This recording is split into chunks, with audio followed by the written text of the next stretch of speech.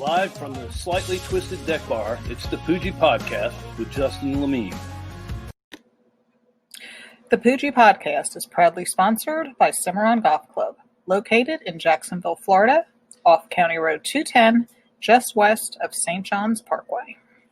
What is going on, everybody? It is Monday, August 10th, and we are into the dog days of summer. It is hot out here, approaching 100 degrees, but that doesn't keep us from recording at beautiful 121 Financial Ballpark here in Jacksonville. I'm excited for this episode. We're coming off a big weekend in sports, so PoojieParlay, presented by Shores Pub Mandarin, coming up is going to be an exciting one. After this great interview, any UCF fan out there, any Jacksonville native is going to enjoy this next interview I have coming up. Just a really quality guy, a lot of good things to talk about as far as college athletics go. And that's what I want to talk about today. So let's talk about it. College football seems to be in flux right now with the Big Ten kind of announcing their plans to not have a football season. And as things stand, it looks like it's going to be the Big Ten and the Pac-12 versus the SEC, ACC, and Big 12. Those five conferences can't seem to get on the same page, and the Big Ten, along with the MAC, are the first two conferences to really pull the plug. Just saw word that the Pac-12 is going to be meeting next week. And I'm assuming these are just the first two dominoes to fall out of the 10 dominoes everyone expects to fall. But let's be real. Would anyone care if SEC football just played SEC football and ACC football just played ACC football, and those conferences just worried about themselves and their athletes and played against themselves? I don't think that's a problem. I think that would be a lot of fun to watch anyway. And one of my buddies, Floppy Tom, was talking that SEC championship game is very well a national championship game anyway. So what difference does it make if the rest of the conferences play each other?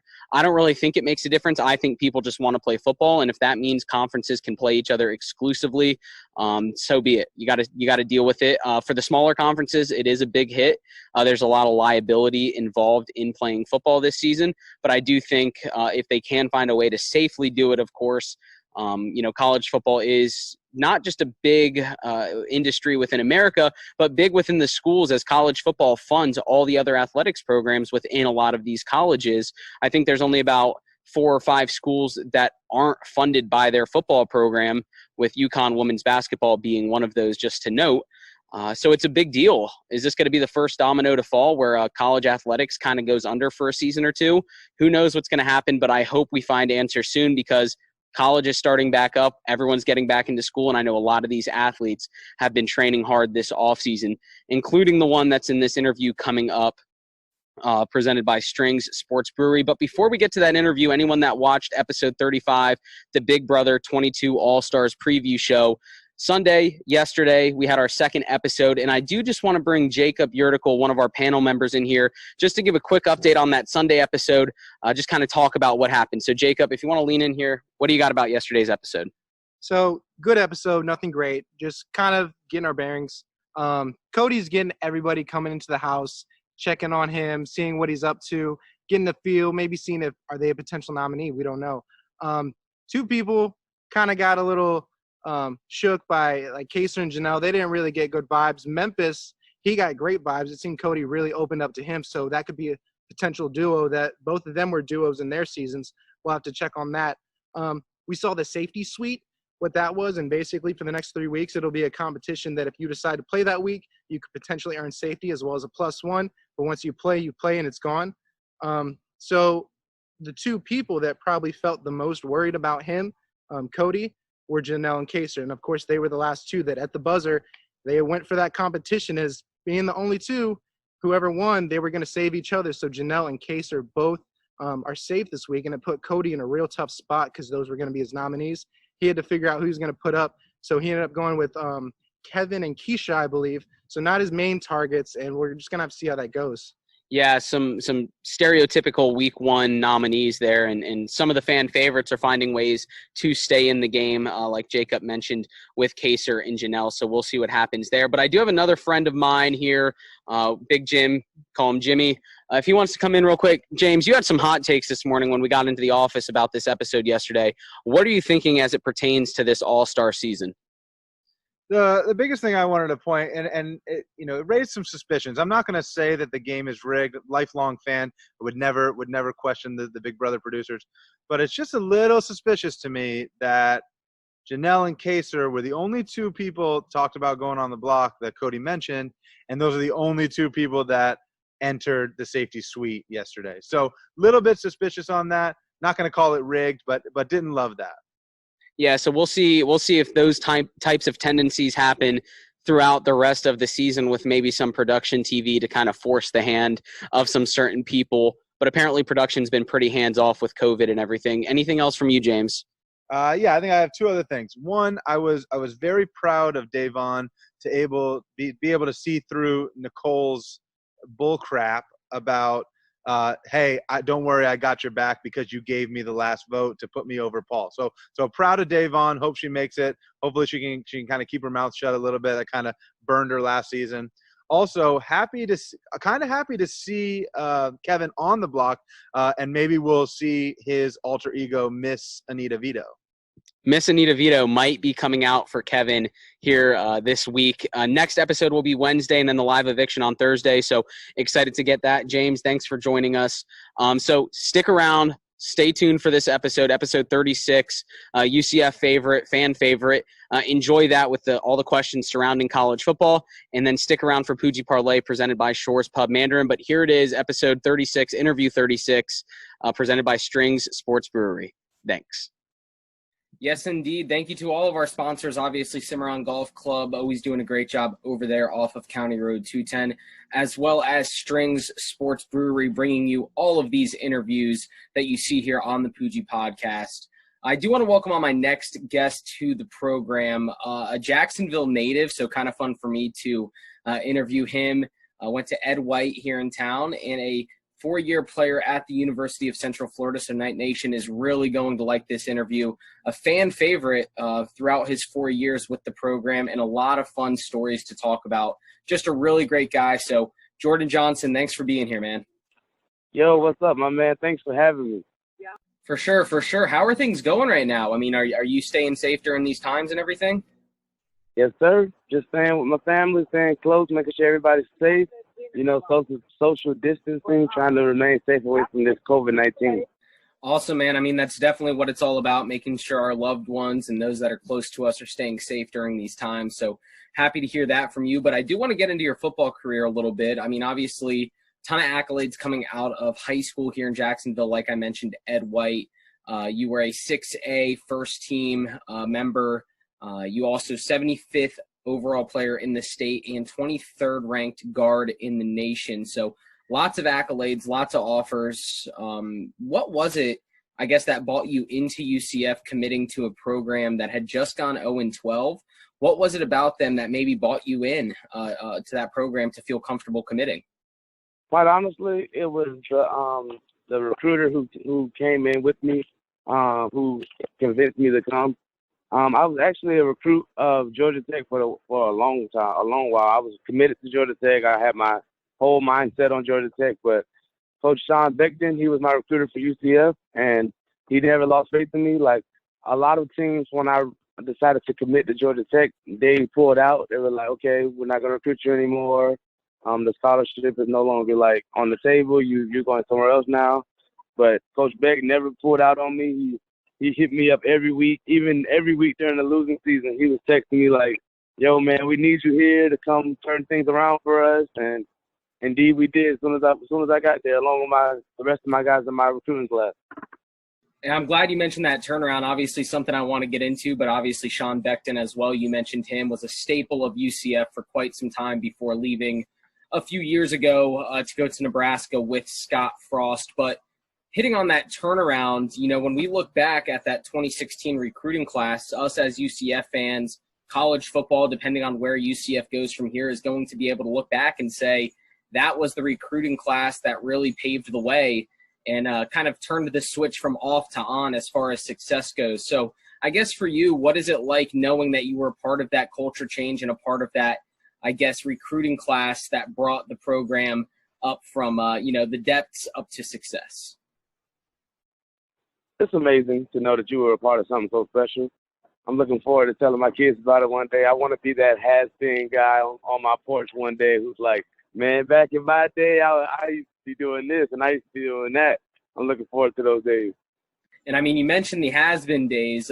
Your first year coming out of high school playing guard, you found a lot of playing time on the field, found some success playing guard your freshman year, and then you finished up your career your last 3 seasons as a center. And you've become a great center. You became a great center through your last 3 years, an All-American center, first-team All-Conference center.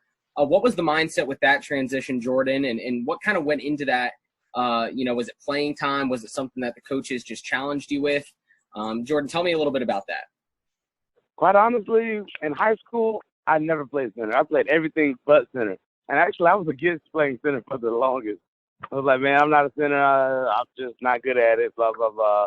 And then I come into college, and comparatively in high school, I was a big guy. I was 6'2", 6'3", like big in comparison to high schoolers. But then I get to college, and I'm looking at these 6'5", 6'6" guys. So I'm no longer the tallest man on the roster. I'm no longer the biggest man because there's guys that weigh more than me as well. So, hey, I moved closer and closer to the center position. They recruited me as a center, actually. And I told them that I had never played center before. And they was like, well, it's not nothing to teach you. I came in as a center, did my whole first fall camp as a center. I was the third string center going into fall camp my freshman year. And then at the end of at the end of the fall camp, I became the second string right guard. And ever since then, I didn't start my first game against Michigan, but then I ended up starting every game after that at right guard. And then our senior center who I was playing next to, he graduated, so that spot was vacant. So they moved me over to center and brung up the guy who was behind me. And I just rocked out at center for the rest of my career. Again, Jordan Johnson, former center for UCF, here with us. And you just mentioned the, family-type camaraderie on the offensive line. You've played alongside of a lot of guys for quite some time. Obviously, Jake Brown at tackle. You had Aaron Evans towards the beginning of your career, Wyatt Miller, of course. So a lot of guys, a lot of chemistry built on that offensive line. And you mentioned that Michigan game. I mean, I remember watching that Michigan game, and it wasn't the result that UCF fans wanted. But you can kind of pick out that Adrian Killen's run. A lot of people remember that run bursting onto the scene for his speed. And we've since seen him use that speed over his last 3 seasons with the team. A very electric athlete, a very electric player. But in that Michigan game, playing in the Big House, what are maybe some of the more difficult defenses that you've had to go up against? Maybe specific defensive lines, specific players, anything like that? First and foremost, I want to give a shout out to Chavis Dickey as well. He was a part of that offensive line that was just such a tight-knit group and actually led us to being 6th in the nation in sacks allowed. So he definitely deserves a shout out, along with everybody else you mentioned, but definitely Chavis Dickey and Cole Schneider and Parker Boudreaux and all those guys. But it was amazing to play against such high talent that we played against, especially Michigan, especially LSU, especially Auburn. And then we had a lot of in-conference tough opponents as well. Like, I played against the D lineman from USF basically every year I was there, who ended up getting drafted in the second round by the Falcons. And then playing against guys that you see in the NFL, like Derek Brown and all of these other guys, like, we played against them, and for the most part, we handled them. So it was a lot of fun. It was a lot of fun to be able to compete against the high talent and be able to, in turn, defeat them. And you mentioned Derek Brown there, obviously, in that Peach Bowl game against Auburn. Funny tie-in, I guess, a few months ago in the draft, Derek Brown was a player that the Jaguars were definitely pinpointing would have fit well here in Jacksonville. But would you say the Jaguars are your NFL team, being from Jacksonville and all? Definitely. Being from Jacksonville, man, I got to support the hometown team. Of course, man. I completely get that. But you mentioned playing against LSU and Auburn, obviously. What's it like playing for UCF with maybe that little bit of a chip on your shoulder? How do you handle kind of blocking out the haters, blocking out that outside noise, and being able to step on the field and just go out there and compete at the highest level? You don't block it out. I love it. I let it be the fuel to my fire. Every day, just going in, proving people wrong. That's what drives each and every one of us in the building. So you need UCF Twitter Mafia to start some battles and keep the battles rolling on Twitter then with other fan bases, right? 100%. Give us stuff to back up. Oh, for sure. We definitely get after it on Twitter and it's got to be attributed to the young alumni, right? 90+% of our people are on Twitter, and we definitely get our Twitter fingers twitching sometimes. So, but I do want to kind of ask you about your experience at UCF, maybe some memorable moments. I know College Game Day is on behind me right now. Can you take me through that really cool moment that you got to experience at College Game Day with some of your teammates? I think it was Mac Loudermilk and Tito Davis, being on that bus coming into campus. Take me through that a little bit. Definitely. And I also like to give a shout out to the UCF Twitter Mafia, because you guys give us stuff to back up, my man. It's like, y'all are there for us, and we appreciate it. And always remember that it's not bragging when it's true.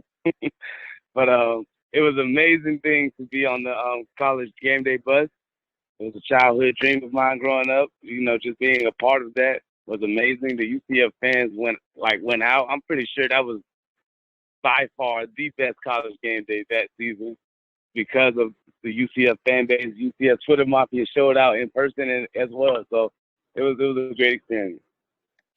That's awesome, man. That's awesome. Again, Jordan Johnson here, former UCF center from Jacksonville, joining us on the Poojie Podcast. But I know it was a long day for you guys, that College Game Day. I mean, for myself and my friends, we were there midnight the night before to get the spot right front and center. And it was really cool when UCF released the, College Game Day on Memory Mall footage on YouTube. It was really neat being able to go and point myself out and say, hey, there I am next to the UCF police car. So that was really neat. But I know I've been to a few away games. I've gotten the chance to see you at some away games, typically sitting next to the offensive line with, Coach Glenn Ellerby hyping you guys up and everything. What have been some of the favorite experiences that you've had on the road, some of the best atmospheres you've been a part of, maybe even some of the losses, taking the wins and losses out of it, but just some of your favorite away games? I know you haven't really experienced many losses, but some of the best atmospheres you've been a part of on the road. Definitely just dated all the way back to my first game, my first start at least ever. Going in the big house. I'll never forget 103 fans in the stands that day. I'm looking for my mom, because my mom flew all the way to Michigan to come see me play. And I'm looking for my mom in the stands. She was like, Jordan, did you see me? I was like, sorry, Mom, I didn't see you. There was 103,000 people there, literally. So, sorry, I didn't see you. But that was a great experience. Always playing against USF, whether it was home or away, it was always a home game for us. Given the fact that we played in a lot of NFL stadiums was really cool too. Like playing in the Eagle Stadium, playing in the Cardinal Stadium, playing in the Atlanta Falcons Stadium. That was amazing experience. And just, I have a lot to look back on one day. And I'm glad you mentioned that last part there, because I wanted to ask you, obviously you've graduated, I've graduated, some of my friends from the university have graduated. Obviously we're all trending in that direction. What are some of the things that you're maybe taking away with you from UCF? Maybe not even necessarily football related or athletics related, but just moving forward in life, what are some of those things that you're going to be able to look back on and say, I took that away from my college experience, I took that away from UCF? UCF's amazing. I got so much love for UCF. And people ask me all the time, like what was it like down there in Orlando at UCF? I'm like, when people tell you that college is the best years of your life, they are not lying, because I indeed had the best years of my life so far, hopefully, but it's been amazing. UCF was like its own little town. Like, I didn't leave campus for much because I had everything I needed on campus. I built relationships with people that I'm going to have for a lifetime. I got love for my brothers who I shed blood, sweat, and tears with on the football field. All of the relationships I built with professors and my academic advisors, like my main academic advisor, Kirsten Stevens, she's like a sister to me at this point, because she's really been there for me. Like, she's way more than just an academic advisor. She's a mentor in my life.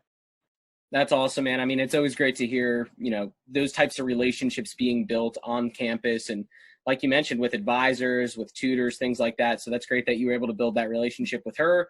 And, like you mentioned, your teammates and coaches, and those are relationships that you'll be able to take with you through life. And recently you put up a few tweets.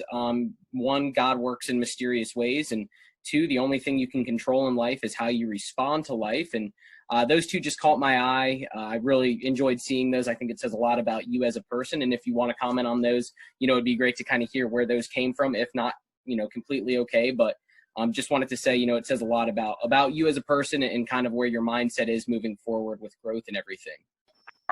So let me tell you why I said God works in mysterious ways. Because I've always wanted to play in the NFL. That was the dream of mine. I can vividly remember being on the playground, playing football with my friends at elementary school, wanting to be an NFL player one day. Like that thought in my mind still resonates.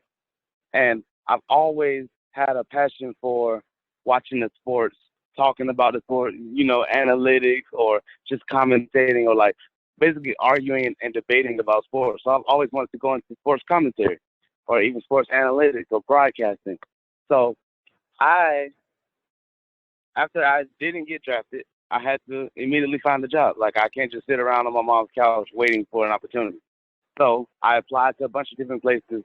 Boom, I joined this marketing firm that has me going door to door, knocking on people's doors, trying to get them to get this product or service, right?